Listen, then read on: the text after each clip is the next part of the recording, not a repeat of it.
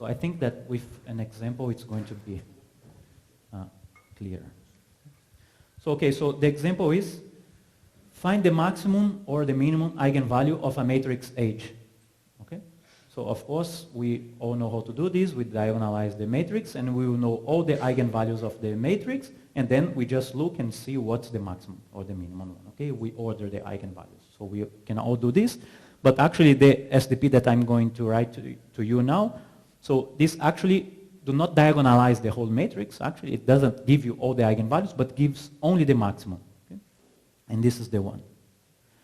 So you maximize the trace of H times rho, okay, such that, or subject to, so the trace of rho is equal to 1 and rho is positive. Okay? So what I'm doing here is, so I have a matrix H, okay, I would like to know the maximum eigenvalue. I know that the maximum eigenvalue of the matrix is given by the expected value of the matrix, okay, with the eigenvector that corresponds to the maximum eigenvalue of the matrix. Okay? So this eigenvector I can think as a quantum state. Okay? So, and quantum states are positive semi-definite matrices of trace 1. Right? And then you see that here I'm maximizing exactly like the SDP, right? So my matrix A, my matrix of coefficients is the matrix H. Then I have a linear constraint on the variables rho. So this linear map phi 1 in this case is simply the trace. Okay? And I have that rho is positive semi-definite. Right? And you may guess that, so this is, for example, is useful if you want to, if H, I put H on purpose, H could be a Hamiltonian, for example, and you want to know what's the ground state energy of the Hamiltonian, or the maximum energy of the allowed by the Hamiltonian. Okay? Right. So this, I'm going to give you another example.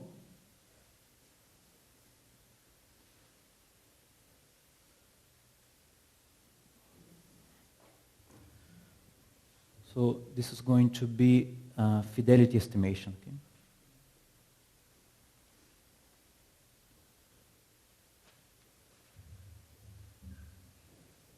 Okay? So the problem is the following. Okay? So given that we observe, okay?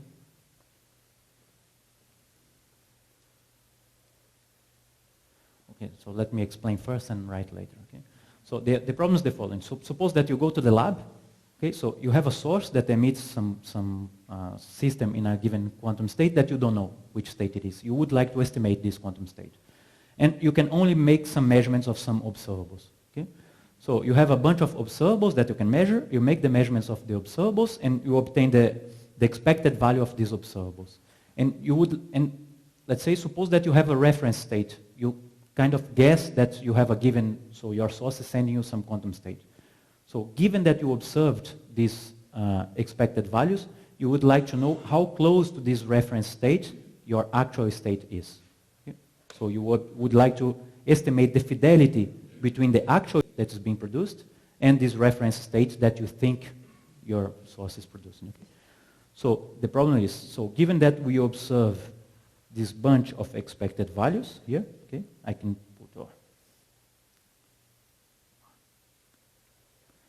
put, let's say, I equal to 1 to k. I have k observables, okay? So estimate the fidelity with a state sigma, okay? Okay, the fidelity between your actual state and sigma, okay? So, and then I can write the following SDP, which is minimize the trace of sigma and rho, okay? So sigma is the reference state, sigma is the state you think you have, and rho is the unknown state, this is the variable, okay? Such that I have like the trace of OI and rho is equal to the observed expected value that you observed, okay? So I is between 1 and k, So, and I have, again, trace of rho is equal to 1, and rho is positive semi-definite. Okay? Okay, so here I could maximize or minimize. Here I chose minimizing because I would like to have, I think it's more meaningful to have the worst case scenario. Okay? So the idea here is the following. So you have observed k expected values of these observables. Okay? So I would like to estimate among all possible states that could give these expected values to you, which one is the most different, most far away from the reference state we have. This is the worst case scenario. You know, so the solution of this SDP will give you a lower bound on the fidelity. You know that you are at least as close to this number to the reference state. Is this clear? Yeah. So one thing here, when I write this linear constraint here and put I equal to 1 equal to k, this is actually k constraints. Okay? So I have one constraint to I equal to 1, to I equal to 2, and so on. Okay? So I have, let's say, k plus 1 equality constraints here and one positivity constraint.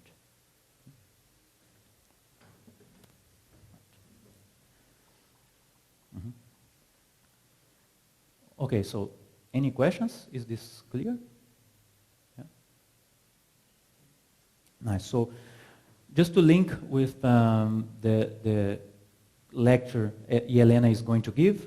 So this is actually quite important when you do not have access to tomographically complete set of measurements, when you cannot estimate the state rho. Okay? Suppose so in the case, for example, you are dealing with systems of high dimension.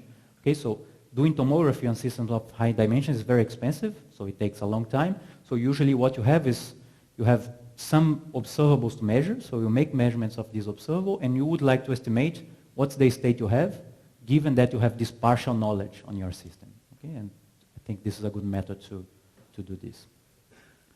So of course, another thing I should comment, so if these operators here, they form a tomographically complete set of observables, which means if with this information you can recover rho, actually this is going to give you exactly the fidelity between rho and sigma.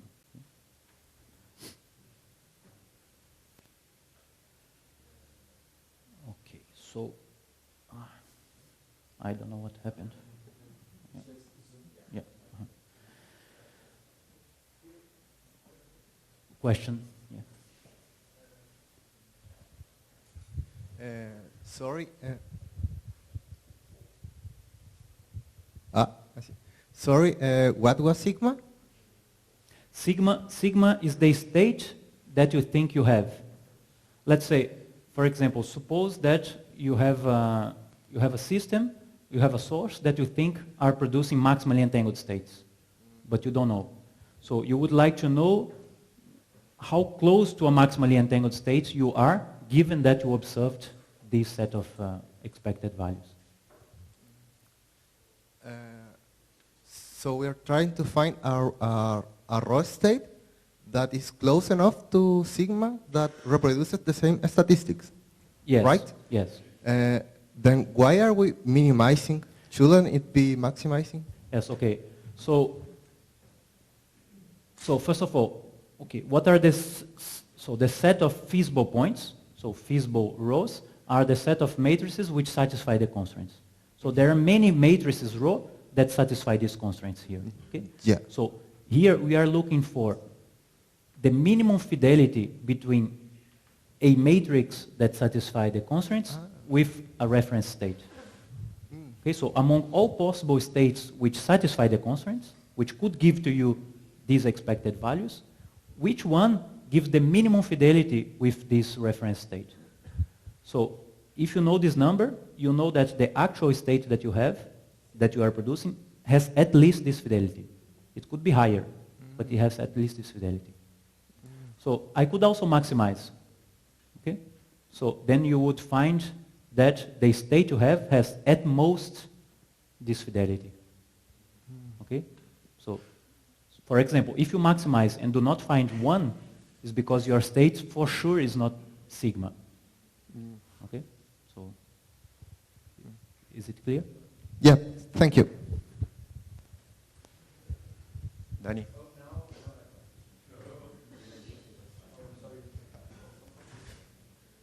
Jack? Danny, can I ask something? Ah, yeah. Mhm. I So thought just, it was Christian. I mean, is this You like, are also an expert. Come on. No, I'm not. So is this like a relaxation for fidelity? Because you're actually calculating like the scalar product, kind of, right? So I mean, it's not really fidelity. That's what I'm confused about. Right, it's not like square root of sigma half times rho times sigma half. Yeah, it's the overlap between sigma and phi. So it's fidelity So only for, like, if one of them is pure state, I suppose. And that's why I'm confused. yes, you're right. Actually, the solution of this is going to give you a pure state, okay? Because this function here is linear, right? It is going to be, yeah, it's going to be minimized by one extremal point. It's going to give you a pure state. The same thing for the maximum eigenvalue of a matrix, okay? So it's going to give you the eigenvector. The solution is going to be a pure state, actually. Yes.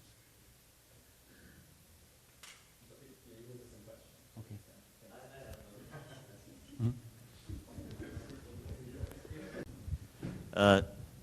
So you said that if you have a set of measurements that is tomographically complete, and you solve this, you'll get the exact fidelity of the state, right? Could I use this to make sure that my set of measurements is tomographically complete? I mean, if I make them and I don't know they are, I can minimize and then maximize, and if both FDPs have the same result, could then I say that my set of measurements was tomographically complete? Yes. Is this an application? Yes, Okay. very good.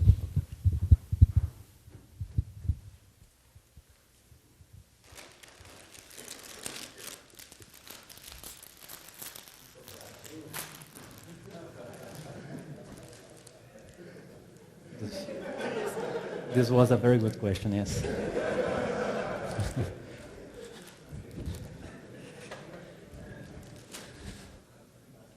Oh, they are good, huh? Not bad. Yeah, where am I? Okay, so, right, so, of course, so everything that I told you here is just like the definition of SDPs and how to, let's say, put a concrete problem in a SDP form, okay? So I didn't tell you, so, how to solve the SDP, okay? So, and actually, most of the times we do not solve it analytically, only if the SDP is very simple, okay? But, so most of the times we do not solve it analytically. So we have like a numerical toolboxes to solve them. Okay, so this is what I want to show you in the last lecture. But then when you write the code for the SDP and solve it, so you can find this following solutions, okay? Possible solutions of an SDP. Okay, so the solution of an SDP could be unbounded. Okay. This means that, okay, from now on, I'm going to call the solution of the SDP S. Okay, from solution.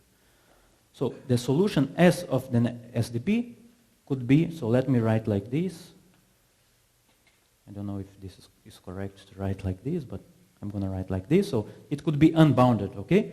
So just as an example, okay, I could have the maximize the trace between age and rho, exactly the maximum eigenvalue of the rho, given that rho is positive semi-definite. So if I only have this, so the solution of this SDP is infinite, okay? Because I can multiply rho by any number, and this is going to be a feasible point. Okay, so those are the interesting ones, right? So SDPs which have a solution which is finite. So example, I have the one that I already showed to you, maximum of the trace between age and rho. Ah, it's so annoying. H and rho, given that the trace of rho is equal to 1 and rho is positive semi-definite. So this is the one I already showed. And as you see, so this is what put a constraint on this maximum eigenvalue of rho. Okay? And the SDP could be infeasible. Okay? So there is no solution. So when there is no solution, okay, just comment here. So numerical solvers.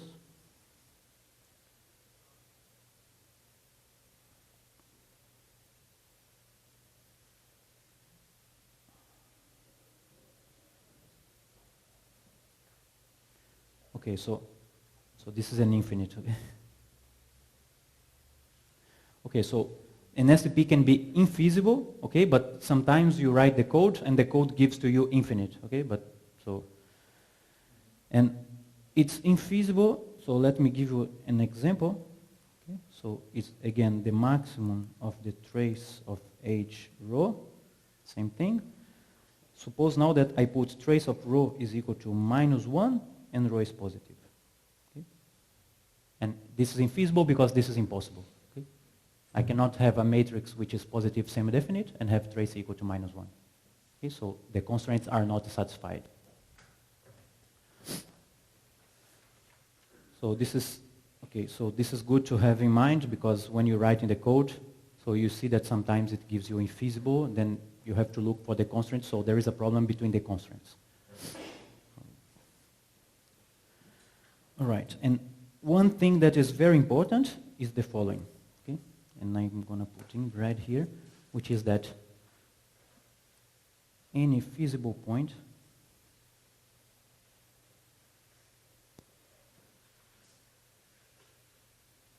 x prime, okay, so remember a feasible point here is a matrix that satisfies the constraints, okay, so I don't know what's going on.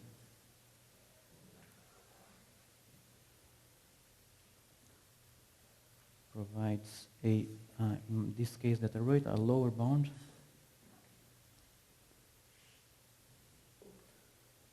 on S. Okay, which means the trace, the trace of A times X prime is smaller or equal S, which is the maximum between x's of the trace of A and X. Okay? And I hope this is clear, right? So if I have a matrix that satisfies the constraint, okay, so the trace of A times this matrix can only be smaller than this maximization because this is the maximum among all possible feasible points. And here I have a specific feasible point. Okay?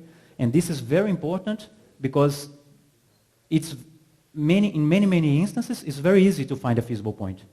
So if you have an SDP and you can recognize a feasible point, you immediately have a lower bound to your problem. Okay? So even if you do not, go to the code and solve the SDP, so in many instances you can already find very good lower bounds to your problem. Okay? So for the problems that I mentioned to you, so remember that the variable was a quantum state.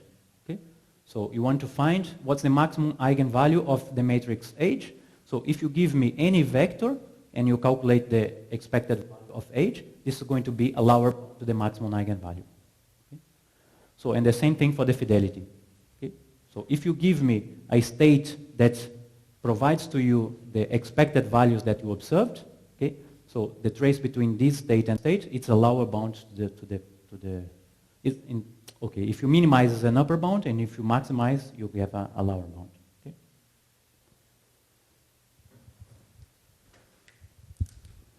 Just to know, if you have, for example, an ensemble that doesn't have a maximum, but that has a, I don't remember how we call it in English, the superior bound, will the program tell you it's not feasible, or it will return the upper, not the max, but the superior bound? The upper bound, yeah, maybe. Okay, so this a question doesn't know. Can we have this in a finite dimension? So I have a problem, a linear function which do not have a maximum but only a supremum. Mathematicians here in the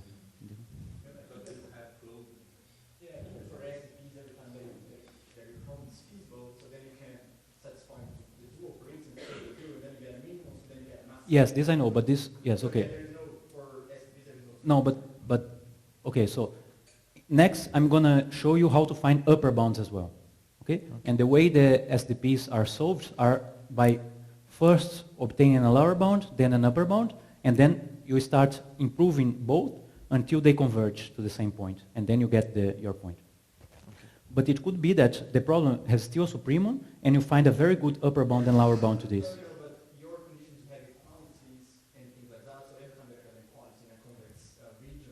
You have a closed.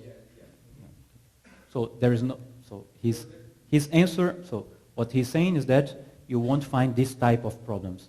So Okay. whenever you write a problem like this, you will have a maximum. Is correct? Okay.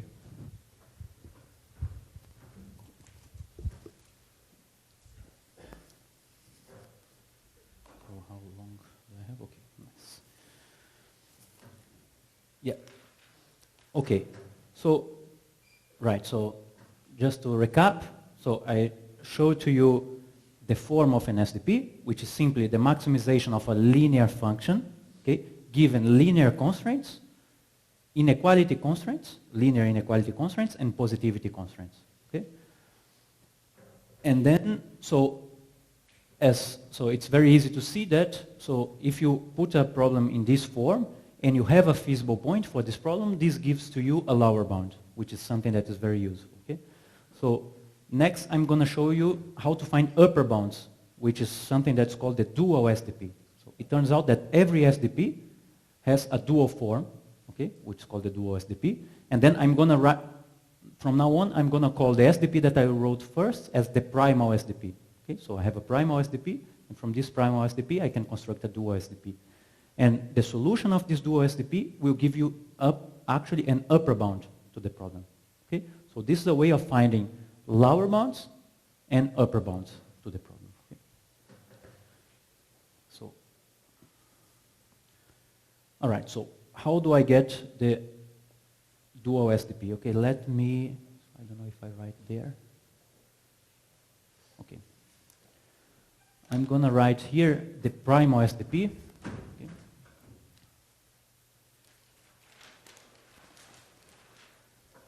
So the same one that I had before, which is the maximize the trace of A given X, A times X, subject to.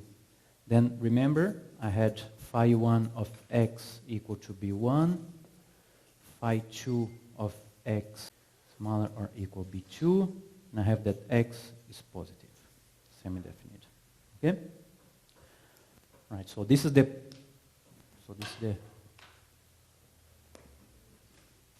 primal SDP.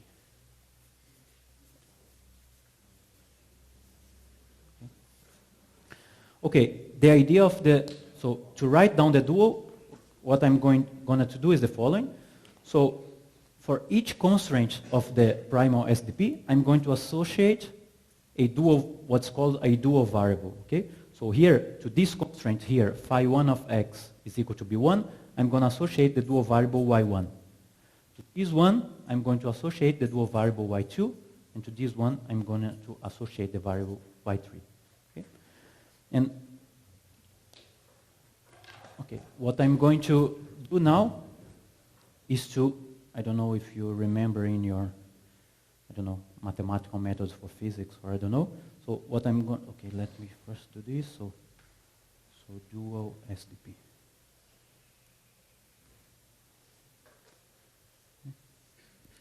So what I'm going to do is to write the Lagrangian of the problem.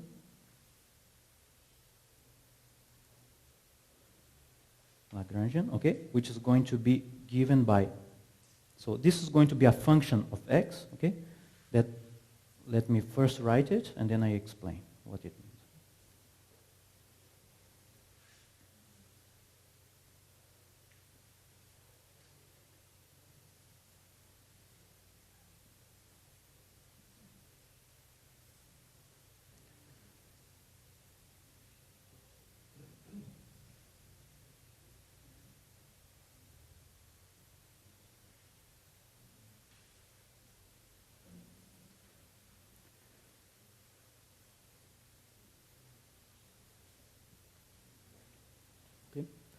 So what I'm doing here is I have my problem here, and I'm going to simply write this function, which is the objective function, okay, plus the trace of the dual variable with b1 minus phi 1. And you see that here I have b1 minus phi 1.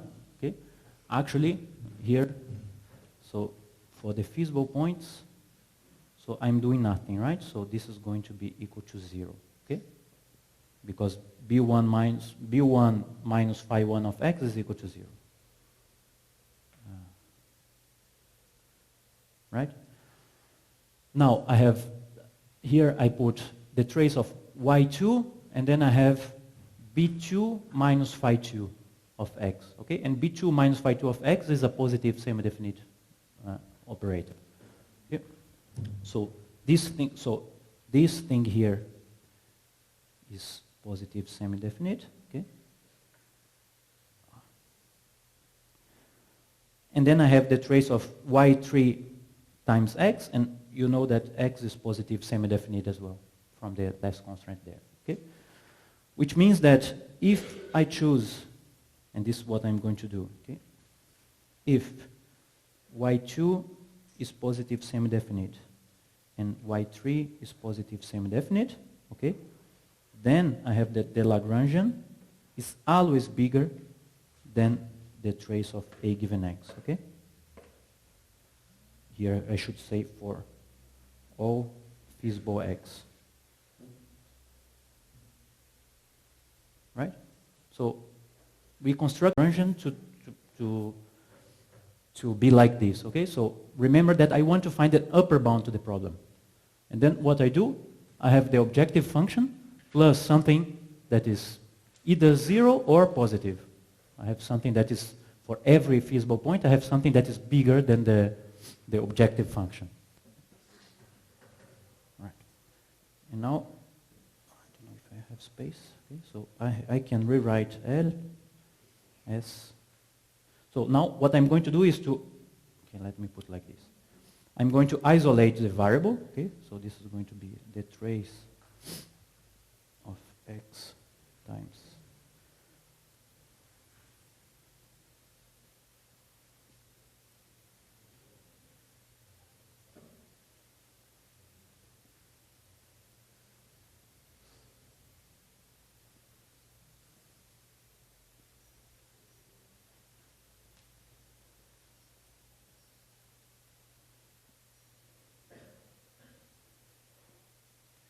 So here I didn't do nothing, so I'm rewriting this by isolating x, okay?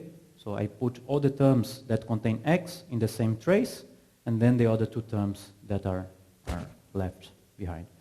And here, what I'm using here is this, so it's called the dual map, okay? So here, so this is, so this is a mistake, so this is y, so this is y1, and this is y2. Okay? So you see here that I had phi 1, okay, here I had phi 1 of x, and I'm multiplying by y1. What I'm doing here is to pass the phi 1 map to the y1 using the dual, okay? So on the dual map, the definition of the dual map is this, okay?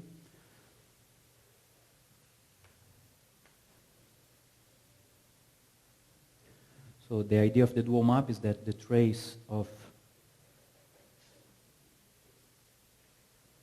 is equal to the trace of phi applied to x times y is equal to the trace of x phi. I'm gonna use prime, okay? Sorry for the star, it's not complex, is the dual. Y, okay? For all x and y, okay? So this is the definition of the dual map, okay? So this is the map that makes this correct. Any doubt up to here? No. All right, so now I rewrote the Lagrangian like this. How do you define those dual variables? Why? how do I find? How do you define? How I define the y? No, the y variables. The y variable. So Yeah. This, I don't define them. So I'm just associating one variable to each constraint, okay? So this is just a matrix, an operator of the same dimensions of this one, if you wish. I'm just defining like this. Then, so from now on, I'm simply writing a function that is for sure bigger than the objective function of the primal, okay? And then you see where I want to go, okay? So, okay. So those are just Lagrange multipliers, if you wish, okay? Okay, where am I? Okay, so now I have written the SDP in this form here. And now you see that, so I have the trace of x times these brackets here. So this a minus phi 1 minus phi 2 plus y3. And now suppose that, and this is an assumption, okay?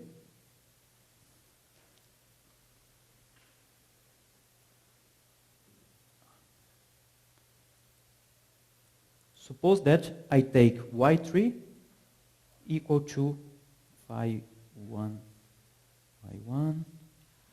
plus phi 2 of y2 minus 8. Okay? So suppose that I make this bracket equal to 0. Okay? This means that the Lagrangian doesn't depend on x anymore. Okay?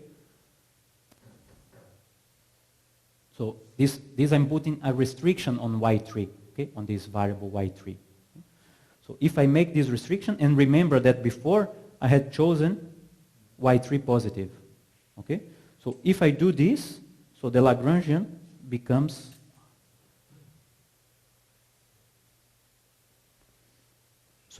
independent of x, so it becomes trace of y1 b1 plus trace of y2 b2. Okay?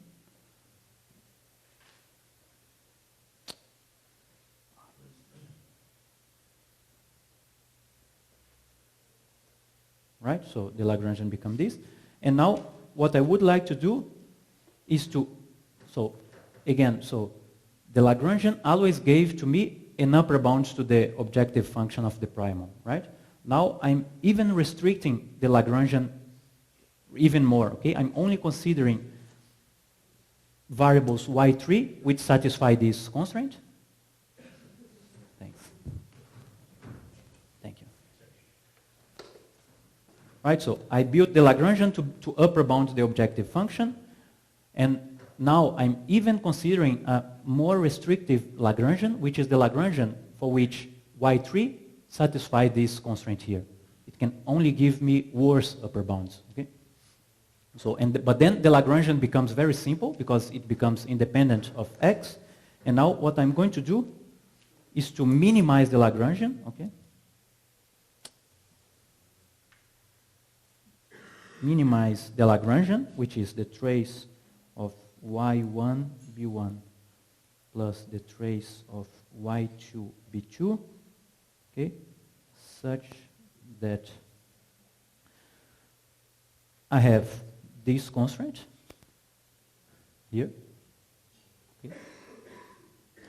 Then I have phi 1 of y1 plus phi 2 of y2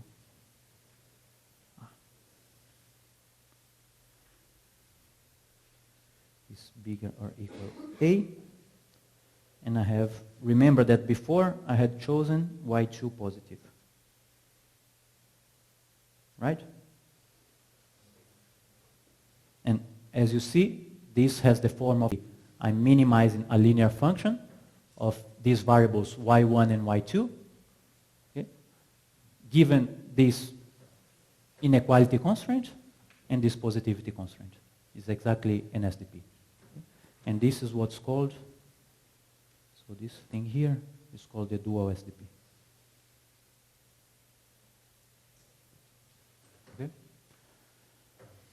Right. And so y, okay, so, and now y1 and y2 are called the dual variables.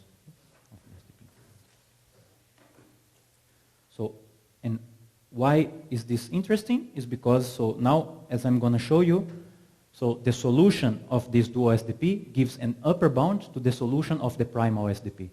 Okay? And this is called weak duality.